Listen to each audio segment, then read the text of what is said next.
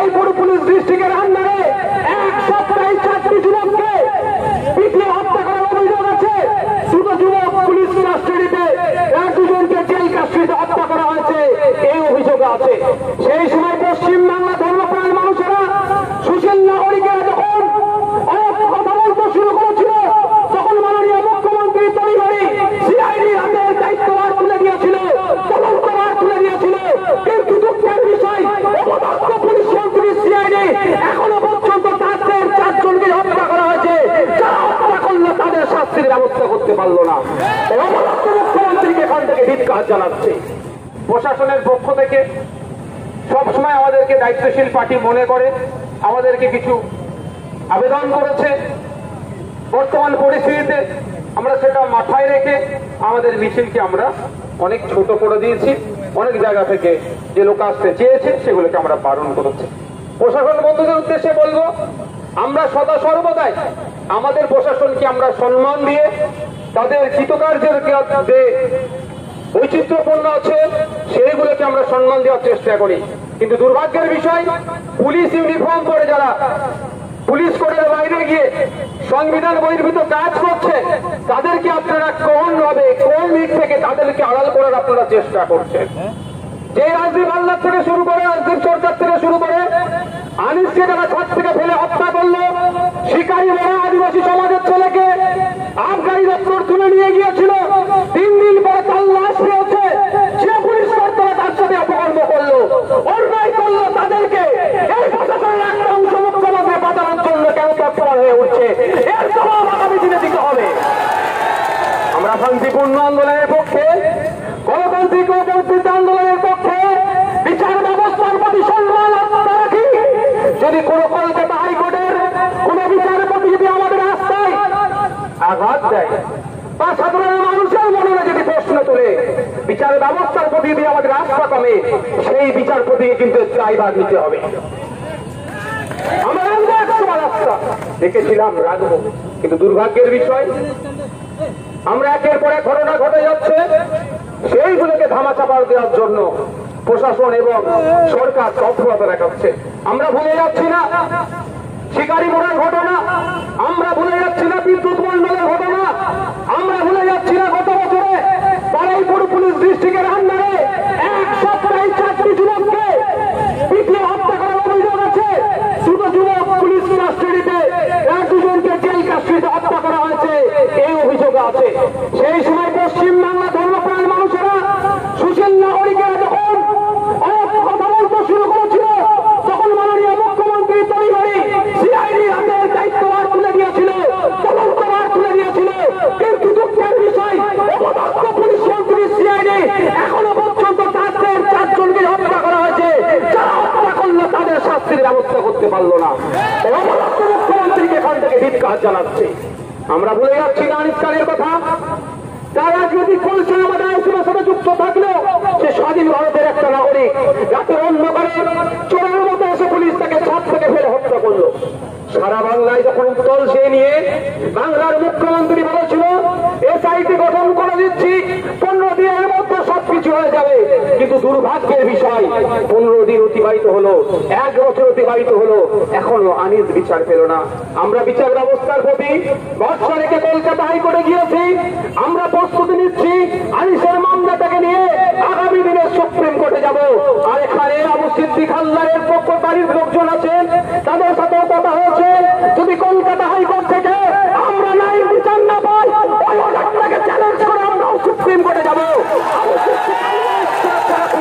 তাদেরকে তাদের সর্বোচ্চ শাস্তি দেওয়ার ব্যবস্থা করবো। বন্ধুগণ, আমি আপনাদের বলে যাই, বর্তমান পরিস্থিতিকে সামনে রেখে চোখ কান খুলে রাখছি, যেমন এটাও বলে গেলে চলবে না। আপনারা যে বিষয় এসেছেন, মুখ্যমন্ত্রী বলছেন সংখ্যালঘু থেকে শুরু করে, দলিত থেকে শুরু করে আদিবাসীদের সব দিয়ে দিচ্ছি, কিন্তু দেখতে লাগবে কোন সময় সার্টিফিকেটকে কেড়ে নিয়ে, তো কোন সময় জেলবন্দি করে পুলিশের মাধ্যমে এই পিছিয়ে বর্গের সম্প্রদায়ের উপর অত্যাচার নেমে আসছে। আজকে এটা শেষ নয়, এখান থেকে আমি মিডিয়ার মাধ্যমে, আইবির মাধ্যমে রাজ্যের মুখ্যমন্ত্রীকে বলতে চাই, চাঞ্চলদেরকে বাঁচানোর জন্য সুপ্রিম কোর্টে বড় উকিল লাগান, আর ওবিসি সার্টিফিকেটকে পুনর্বহালের জন্য একটা পাতি উকিলকে আপনি দাঁড় করিয়েছেন। আগামী 16 তারিখে যদি রাজ্যের পক্ষ থেকে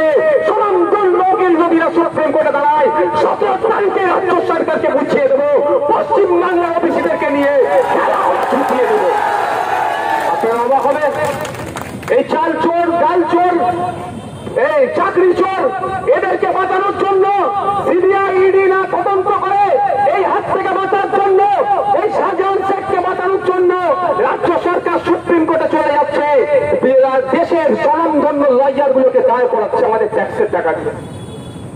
আর পশ্চিমবাংলার যারা পিছিয়ে বর্গের মানুষ, যাদের ওবিসি সার্টিফিকেট যারা নিয়ম মেনে না করার জন্য বাতিল হয়েছে, সেটাকে এইটাকে চ্যালেঞ্জ করে যে লয়ার গুলোকে দাঁড় করানোর দরকার, তার পরিবর্তে আমি পাতি শব্দটাকে উইথড্র করে নিচ্ছি, আমি তার পরিবর্তে তুলনামূলক সিনিয়র অ্যাডভোকেটদেরকে না দিয়ে একটা লেভেলের দিচ্ছে, যাতে অপরাধে ওই মামলাটা সুপ্রিম কোর্ট থেকে এখানে যারা জিতেছে জিতে যেতে পারে, কিন্তু হতে দেওয়া যাবে না। আপনাদের বলে রাখি, এই মুখ্যমন্ত্রী বিচারিতার কথা সেই জন্যই মাথায় রেখে আমিও সুপ্রিম কোর্টে এই মামলার পার্টি হয়েছি, পশ্চিম বাংলার ওবিসি সার্টিফিকেট যারা পেত তাদের ন্যায় বিচার দেওয়ার জন্য। বন্ধুগণ, শুধু যে বিষয়ে এসেছেন আপনারা আজকে, সেই বিষয়ে বলেছে, আমি শুধু দুটো জিনিস অ্যাড করতে চাই। আজকে 22 বছরের তরতাজা ছেলে প্রসেন মন্ডল, তার সে নাকি চুরি করেছে, এই অপবাদে তাকে পিটিয়ে হত্যা করা হলো। আচ্ছা বলুন, যদি কেউ চুরিও করে নাই, অন্যায় করেছে নিশ্চিত হবে, তার জন্য প্রশাসন আছে, আইন আছে, বিচার ব্যবস্থা আছে, কিন্তু আমাদের প্রসেন মন্ডলকে পিটিয়ে হত্যা করলো, এই সাহসটা পাচ্ছে কোথায়?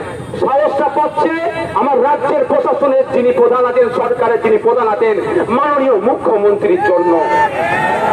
ইসরাত আলম, আমি তার বাড়িতে গিয়েছিলাম, 100 স্কয়ার ফুটের ঘর হবে না, আপনি অবাক হয়ে যাবেন যদি কেউ ওর বাড়িতে গিয়ে থাকেন, ভিডিও দেখে থাকেন। 100 স্কয়ার ফুটের খুব বেশি হলে ঘর হবে, সেখানে দুটো সন্তান, একটা ক্লাস 5-এ পড়ে, একটা ক্লাস 1 না 2-তে পড়ে, পরিবারকে নিয়ে থাকে, তারও চোরের অপরাধে হত্যা করা হলো, তাকে পিটিয়ে মেরে দেওয়া হলো। একের পর এক রাজ্যতে গণপ্রতিনিধি বেড়ে যাচ্ছে, কিন্তু অপদার্থ সরকারের কোনো শব্দ খরচ করছে না। তাই এখান থেকে জানিয়ে দিতে চাই, রাজ্য সরকারকে অবিলম্বে বিধানসভায় স্পেশাল বিধানসভা রেখে এই গণপ্রতিনিধিদের জন্য সর্বোচ্চ শাস্তির ব্যবস্থা করে বিলকে পাস করানো হোক, সেখানে নওশাদ সিদ্দিকী সরকারের পক্ষে দাঁড়াবে। যদি না করে আমাদেরকে বুঝে নিতে হবে। পারবেন তো নাকি? পারবেন তো নাকি? আমরা গণতান্ত্রিক প্রক্রিয়াতে জবাব দেব। কতদিন আর ওই ব্যালট বক্স চুরি করে, গণনা কেন্দ্র চুরি করে জিতবে ভাই? কতদিন হবে? তোমায় আসতে জবাব দিয়ে হবে। বন্ধুগণ, যারা উপস্থিত হয়েছেন, আমি আপনাদের কাছে অনুরোধ করব, আমি আপনাদের কাছে অনুরোধ করব যে আপনারা যেমন ধীর স্থির ভাবে ইন্ডিয়ান সেকুলার ফ্রন্টে দেখানো পথ অনুসরণ করে ধৈর্য শৃঙ্খলা বজায় রেখে আজকের আমাদের মিছিলে অংশগ্রহণ করেছেন। আর 2-1 মিনিটের মধ্যে আমাদের মিছিলকে আমরা এখান থেকে সমাপ্ত করব, প্রোগ্রাম সমাপ্ত করব। আপনারা ধীর স্থির ভাবে আপনারা বাড়ি যাবেন, তবে শুধু বাড়ি গিয়ে চুপ থাকলে হবে না। পাড়ার চায়ের দোকান, মাঠ ঘাট, যেখানে যাবেন, মন্দির মসজিদ, যেখানে যাবেন একটাই আওয়াজ তুলবেন, আমাদের রাজ্যে নতুন করে পুলিশের হাতে অত্যাচারিত হয়ে কোন মা না তার সন্তান হারায়, এর দায়িত্বটা রাজ্য সরকারকে নিতে হবে। আমাদের রাজ্যে কোন মা বোন তার না স্বামীকে হারায়, কোন বাচ্চা না তার পিতাকে হারায়, পুলিশি অত্যাচারের দায়িত্বটা তাকে নিতে হবে। সত্যি আমাদের দুঃখ লাগছে, কারণ আমি যে বিধানসভার মধ্যে আমার পুলিশ বন্ধুদের জন্য জন্য কথা বলছি, সেই পুলিশের একটা অংশের বিরুদ্ধে আমাকে এখানে দাঁড়িয়ে প্রতিবাদ করতে হচ্ছে। সত্যি আমাকে খারাপ লাগছে, কিন্তু দুর্ভাগ্যের বিষয় আমাকে এই জায়গাটা আসছে আমাদের প্রতিবাদ করতে লাগতো না যদি পুলিশ মন্ত্রী ওই সমস্ত কালপিট পুলিশগুলো যারা ইউনিফর্ম পরে, পুলিশের ইউনিফর্ম পরে, পুলিশের ইউনিফর্মের উপরে প্রশ্ন তুলে দিচ্ছে, সেই সমস্ত কালপিট গুলোকে ধরে যদি অ্যারেস্ট করে জেলের মধ্যে রাখতো, আমাদেরকে এই রাজপথে নামতে হতো না। অপদার্থ মুখ্যমন্ত্রীকে বলবো, অপদার্থ পুলিশ মন্ত্রীকে বলবো, সতর্ক সজাগ হন, নাহলে এমন একটা দিন আসবে আপনি আর জবাব দিয়েও থাকতে পারবেন না। আপনাকে বলতে চাই, আমি হুঁশিয়ারি দিচ্ছি না, হুমকি দিচ্ছি না, আপনাকে আমি সাজেস্ট করছি, আপনার কাছে বিনয়ী ভাবে আমি আবেদন করছি, আপনি রাজধর্ম পালন করুন, মানুষের মতামতের অগ্রাধিকার দিন, মানুষের সাথে থাকুন, মানুষের পাশে থাকুন। আপনাকে যদি মানুষ চাই আবার আগামী দিনে আসবেন ক্ষমতায়, যদি মনে করেন গুন্ডা মস্তান পুলিশ প্রশাসনকে দিয়ে আপনার সাম্রাজ্য কায়েম থাকবে, শুধু এতটুকুই বলতে চাই, পৃথিবীর ইতিহাসগুলো দেখুন, পৃথিবীর ইতিহাসে স্বৈরাচারী শাসক বেশি দিন টিকে থাকতে পারেনি, আর তার শেষ অবস্থা ভয়ঙ্কর হয়েছিল। আমি এতটুকু কথা বলে আমি আপনাদের কাছ থেকে বিদায় নিচ্ছি, বক্তব্য শেষ করছি। আপনাদের বলবো যে আপনারা যারা এসেছেন আপনারা এখান থেকে ফিরিতে হবে, বাড়ি যাবেন, কারো প্ররোচনায় পা দেবেন না। আর একটা কথা, রাজদীপ হালদার পুলিশ তো, হ্যাঁ ঠিক কথা তো, আর আমাদের বাড়ির থানার কাছেও পুলিশ আছে, দুটো পুলিশ কিন্তু এক করবেন না। কি বলছি বুঝে আসছে? দুটো পুলিশকে এক করবেন না।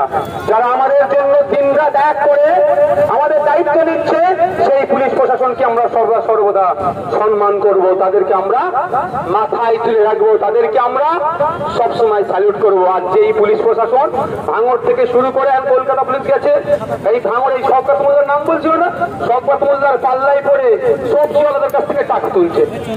আপনারা ক্যালকাটা পুলিশে এটা কি ক্যালকাটা পুলিশে একটা সত্যি স্ট্যান্ডার্ড আলাদা আছে, কিন্তু দুঃখের বিষয় ওই শওকত মোল্লাদের চক্করে পুলিশ সবজিওয়ালাদের কাছ থেকে টাকা তুলছে।